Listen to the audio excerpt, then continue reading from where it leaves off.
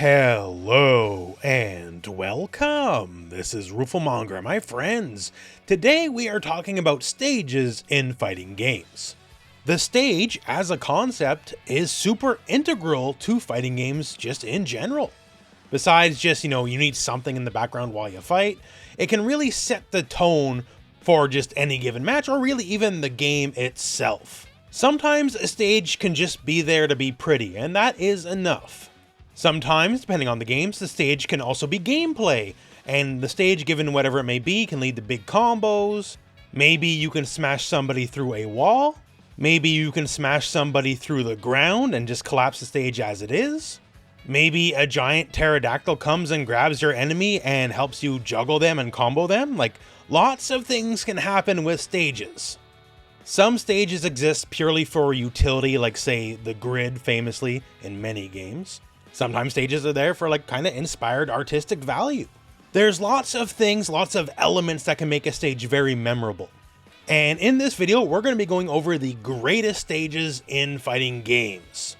There's a lot of reasons for a stage to be great, and we'll go into it. But first, a message from today's sponsor with some merchandise by the FGC for the FGC. Take your passion with you wherever you are, on the job, on the go, on the grind, or wherever the next challenge awaits.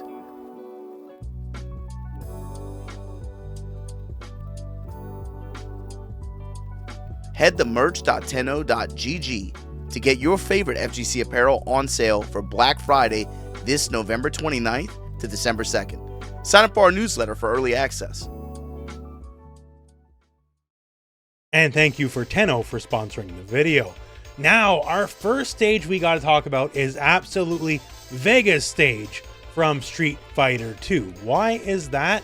Because, well, lots of reasons why, really. Just as it stands, the vibe is really immaculate, right? We have the whole cheering crowd here. They're just watching us here in a kind of an illicit pit fight. Here we are in a cage. Other stages, it's not as seedy looking, right? The crowd is open, we're out in the public. This looks like, this isn't supposed to be happening. And of course, it's Vega's stage, and Vega is literally a serial killer with a claw, right? So, the illicit vibes, that's kind of where it's all coming from. And then Vega, depending on the version of the game, can do one of the most signature things, well, in fighting game history. He can climb the stage. He can actually interact with the stage, jump off, and then attack you. Now, normally Vega has this very famous wall dive, and he'll bounce off the wall, come at you, either throw you or attack you. But here on his stage, his home ground, then this becomes climbing the wall, and you have to deal with his acrobatic nonsense while you can't hit him back, because Vega is very much immune while on the wall. Just the style, the vibe, the music, Vega's always had fantastic music. It made Vega feel special because he is a boss in the original Street Fighter 2, and the boss being able to interact on the stage in a way no other character could just made everything that much more special. Now, for Vega's stage, we did mention the music, and sometimes music can truly make the stage. Fight!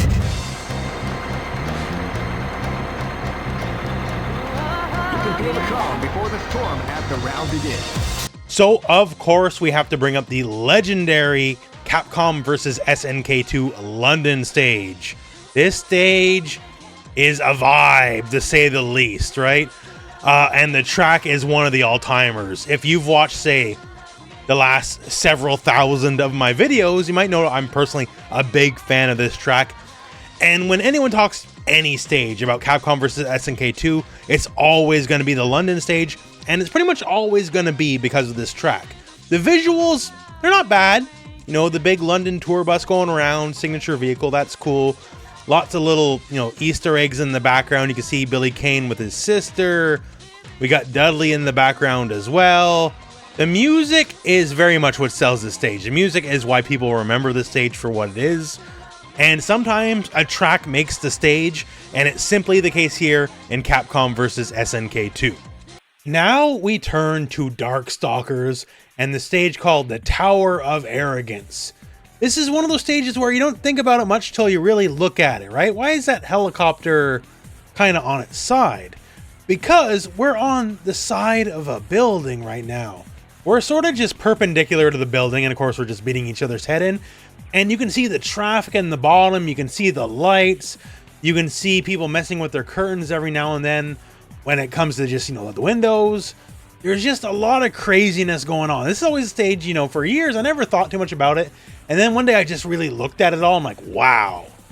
When it comes to inventiveness, and given the Darkstalkers franchise is very much about the supernatural, crazy monsters fighting each other, this is actually a very inspired stage. Lord knows if Darkstalkers ever came back for the modern day, this stage would look extra amazing with 3D and modern graphics, but as it stands, it's an incredible artistic choice, and it's just a fun way to imagine any battle in a fighting game, that these monsters here can be battling, within street view, people can see what's going on, but they're on the side of a building, and that's really weird, and it's really fun, and that's why it's on the list. Now, let's step into the realm of 3D, and let's go to Dead or Alive 6 with the stage called Unforgettable. It doesn't seem like much, right? Oh, I guess there's a bar or whatever. But the thing is, this entire stage is actually a museum of Dead or Alive history. Like, thankfully, they even give you instructions of what's where. Do we want to go to the Dead or Alive 4 Gambler's Paradise, the Dead or Alive 1 Danger Zone, stages from Dead or Alive 2, the Hot Zone from Dead or Alive 5. Oh, well, that's over to our right. So let's check that out. So here's the Hot Zone. This is one of the cooler stages of Dead or Alive 5. It's one where there's like a big army fight going on, and there's interactable stuff. All right, Nyotengu, let's go over and have a look here. Now we're in the War Zone. Now in the DOA 5 stage, this tank was functional, and sure enough, in the museum, it still is, and it still grants juggles and all that kind of stuff, right? On the right side here was a rocket trap, and hey, the rockets are still here, and I can still combo off the rockets, right? And this is just one aspect of the stage. Let's check our directions again. Okay, so Gambler's Paradise, Danger Zone, all that, it's all down here. So, okay, Nyotengu, let's go downstairs, how about? Have a little bit of a ride. And over here is the Gambler's Paradise. Let's have a little stage transition, and here we go. Now, this stage was infamous in Dead or Alive 4 because this had moving traffic and it had cars you could not see and they could hit you. That was just part of the fun, right? But it's all here just kind of re-rendered in loving detail minus the moving cars. Here's the Danger Zone from Dead or Alive 1, another amazing stage. And it was extra famous because the ground is, well, electric. And on electric stages, anything you do that slams people to the ground, it explodes and makes it deal more damage. So it becomes like extra scary. And right there, sometimes, depending on the move, you can also bounce people with the explosions and get juggles after the fact. Over here, this is Tengu's stage from Dead or Alive 2, who was the boss of Dead or Alive 2. And this is all one stage. Like, those steps are where we started over there, right? This is all one stage. This is probably the biggest stage in all of fighting games. And it's just a loving tribute to all stages of Dead or Alive past. So as a concept, and considering it's a museum, I just think that's really, really cool. And it's just a very memorable stage. Now, next up, we're moving over to Injustice 1. I know probably a few of you are scratching your heads here.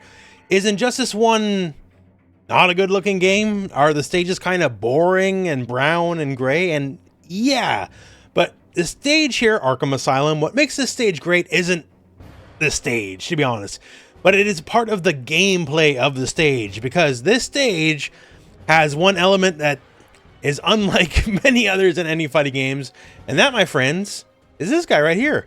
We call him Hype Pig. So what's so hype about Hype Pig? Well, Hype Pig is, well, he's Hype Pig. Hype Pig is a stage interactable that is straight up unblockable. Now, this isn't necessarily unique. There is other unblockable stage interactions in Injustice, but very few could swing a match quite like Hype Pig could, because Hype Pig is very fast, and there was a bit of give and take. Say I hit you with Hype Pig right here. All right, unblockable, 16%. That's not nothing either, right? And knock you over. But now, as I tossed him over, you may notice here, Batman now has pig control. And pig control is not nothing. You hit them, but now you have the pig on their side. And if they got the pig on their side, they're going to send it right back at you. So you're going to send it right back at them. And legitimate, like, major pig wars is a major part of this stage. because it is incredibly difficult to get around. The hitbox of the pig is gigantic. Once again, it is unblockable, and it is just absolutely wild. And of course, there's pig control mind games, right? Will I or won't I throw the pig? Will I just toss projectiles or try to zone you instead? Having pig control, like, I know that sounds ridiculous, pig control, right? But it was a major part of this stage. And ask any NRS player and they'll tell you about the wars they fought with Hype Pig. So for Hype Pig alone, Arkham Asylum and Injustice 1 makes this video. Now, moving over to the King of Fighters. This stage is just amazing. The aesthetics are absolutely off the chart. This is Rainy Park. And on its surface, you know, it just looks like a nice, colorful stage. You know, people are attending the grounds, the kids are playing in the background. There's even a dog over on the side, right? It's just people going about their day. But what makes this stage special is there's a bit of a stage transition every time a character is knocked out. Once someone is KO'd one way or another and we go to our next character in the match, the time of day begins to change. So it was bright and cheery, and now, as you can see, things are starting to get just a little bit overcast. The guy with the broom is wondering what's going on. We have people on the side busting out the umbrella. Hey, it might rain after all. And funnily enough, once we go to our next character, we're going to see the time of day is going to change again. And we got overcast last time, and now it's a full-on downpour. And this stage looks wet. This stage looks drenched. You know, there's been rainy stages before in other fighting games, but considering this is all sprite work, no other stage has ever managed to look quite as soggy as Rainy Park. The lightning overhead, the puddles on the ground, the water sprites just, well, it looks downright torrential, doesn't it, right? And just on that aesthetic and the way they just pulled it off, this has always stood out as like one of the best King of Fighter stages, and it's a franchise that's got a lot of good stages, and this one maybe just a little bit better than all the rest. Now, keeping on the SNK front, where the last stage was kind of peaceful and had a great, you know, chill aesthetic, this stage from The Last Blade 2 very much does not. Fire at the Watamoya is just super claustrophobic. Everything's on fire, everything's awful. There's even like a heat shimmer going on. Every fight in this game, in Last Blade 2, is, you know, a samurai duel of two people fighting one way or another. But this one just always feels extra intense because it feels like this really extra is a duel to the death, because not only do you have to win, but you also have to get out of here and get out of here fast.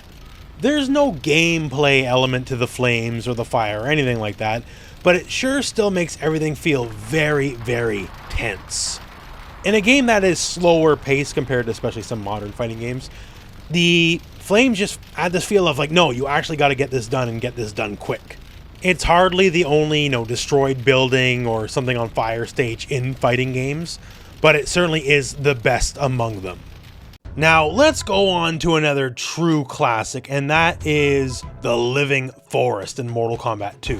Compared to the original Mortal Kombat, which had very much like a 70s kung fu movie sort of vibe, now all of a sudden Mortal Kombat 2 we're in a very strange alien realm, and nothing really sells that better than the Living Forest.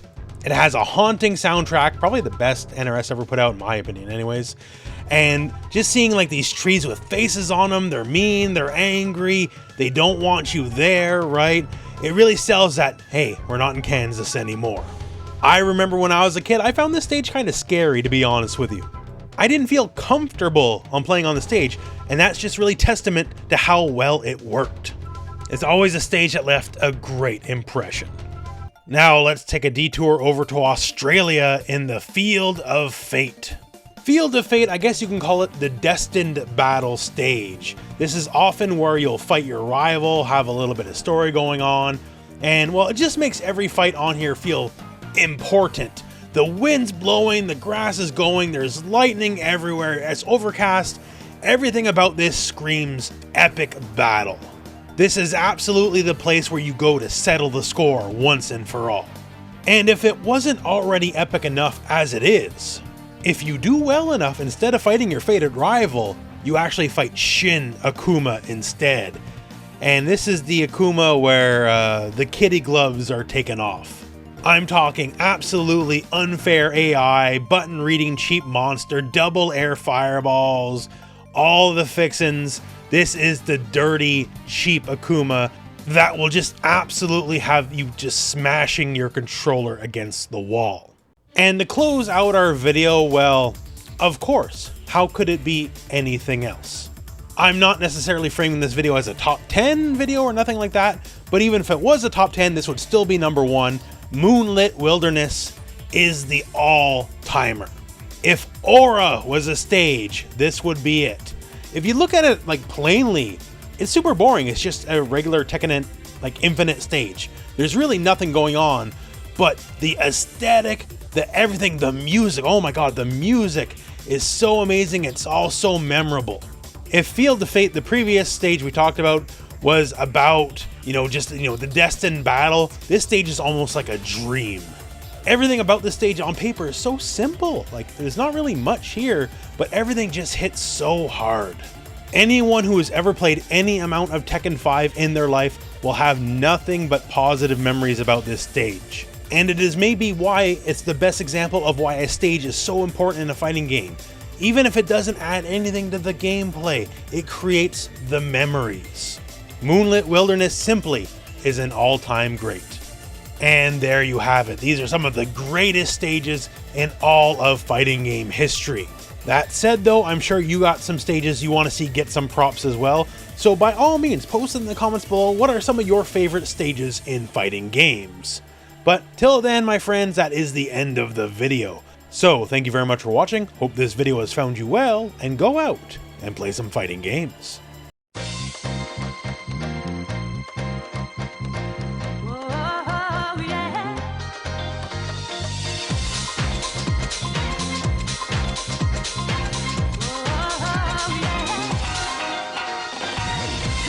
Love